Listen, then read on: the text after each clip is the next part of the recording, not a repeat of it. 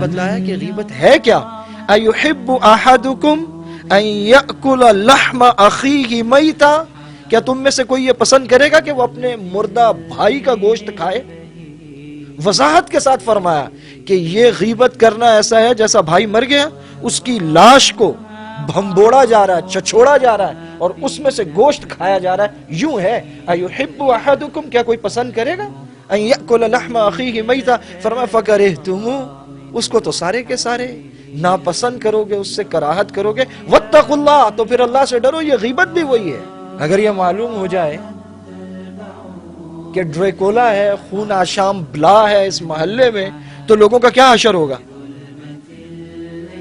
ہم یہ سمجھتے ہیں کہ یہ صرف تصوراتی لوگ ہیں، ڈریکولا خون پینے والے، گوشت کھانے والے. اور ڈریکولا بھی غالباً خون ہی پیتا، گوشت تو نہیں کھاتا، وہ خون پیتا. ہمارے ہر گھر میں وہ ڈریکولا ہیں جو صبح شام اپنے مسلمانوں کا، سکے بھائی کا، دوستوں کا، والد کا، والدہ کا، اپنی اولاد کا، اپنی بیوی کا، بیوی شوہر کا، ہم سب کے سب خون پی رہے ہیں، گوشت کھا رہے ہیں. جب پوری کی پوری بستی ڈریکولاؤں سے بھری ہوئی ہے تو پھر امن کہاں سے آئے گا؟ امن تو نہیں آ سکتا.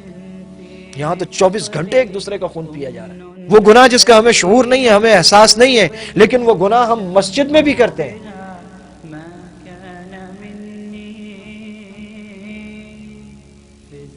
امام صاحب کو 2 بجے نماز پڑھانے کے لیے آنا چاہیے.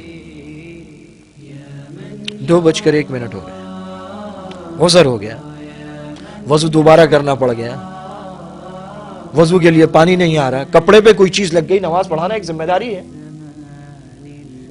کپڑے بدلنے پڑ گئے ان موقع پر، کوئی اچانک داغ نظر آ گیا. انسان ہے، کوئی مسئلہ ہو گیا، روبوٹ تو نہیں ہے. امام صاحب آئے 2:01 پر. 2-4 دن کے بعد پھر دیر ہو گئی، 2:02 ہو گئے. تیسرے دن دیر ہوئی تو پہلی صف میں بیٹھے ہوئے مقدس نمازی، امام صاحب تو وقت پر نہیں آتے، کسی دوسرے امام صاحب کا انتظام کرنا چاہیے. وقت پر نہیں آتے، تاخیر کر دیتے. اس کا نام غیبت ہے. یہ غیبت ہو رہی ہے. کس کی غیبت ہو رہی ہے؟ جس کے پیچھے ہم نماز پڑھتے ہیں اس کی غیبت ہو رہی ہے. کتنی عجیب بات ہے کہ بچوں کو سگریٹ کی لت لگ جائے، پان کی لت لگ جائے، کوئی اور الٹی سیدھی چیز کھانے لگے تو والدین کتنے فکر مند ہوتے ہیں.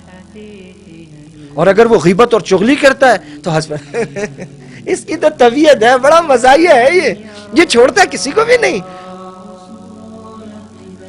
1 کے 10 ہیں اس کے پاس تو جواب. حضرت صارم سے کسی نے کہا 1 سنائے گا 10 سنے گا. انہوں نے کہا 10 سنائے گا 1 بھی نہیں سنے گا. زبان کی تیزی پر ہم بچوں کی تعریف کرتے ہیں، ان کی حوصلہ افزائی کرتے ہیں. جب بڑھتے بڑھتے وہ کینچی کی طرح کترنے لگتی ہے تو پھر کہتے ہیں کہ کترنی ہے. کیا تو ہم نے سب خود ہے. اگر وہیں اسے روک دیا ہوتا. ایک ڈاکو کو جب پھانسی ہونے لگی نا تو اس نے اپنی ماں سے کہا کہ آج جہاں میں کھڑا ہوں نا اس کی وجہ آپ ہیں، آپ کی وجہ سے مارا جا رہا ہوں. اس نے کہا یہ تم کیا کہہ رہی؟ میرا تو دل رو رہا ہے تمہارے اس انجام پر. انہوں نے کہا کہ اگر اس دن مجھے روکتی نا، جس دن پہلا انڈا پڑوسیوں کا اٹھا کر لایا تھا میں، تو آج یہاں نہ کھڑا ہوتا.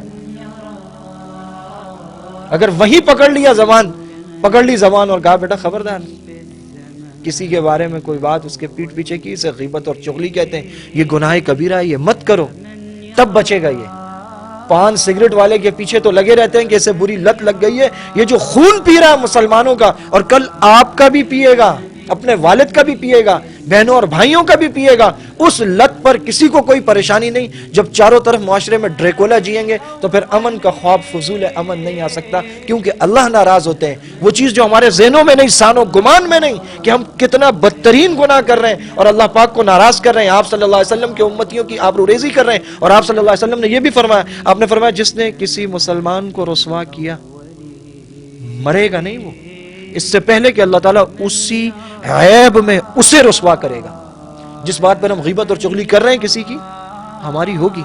جس پر ہم کسی کو رسوا کرنے کی کوشش کر رہے ہیں ہم رسوا ہوں گے. آپ نے فرمایا مرے گا نہیں, وہ رسوا ہوگا اسی عیب میں.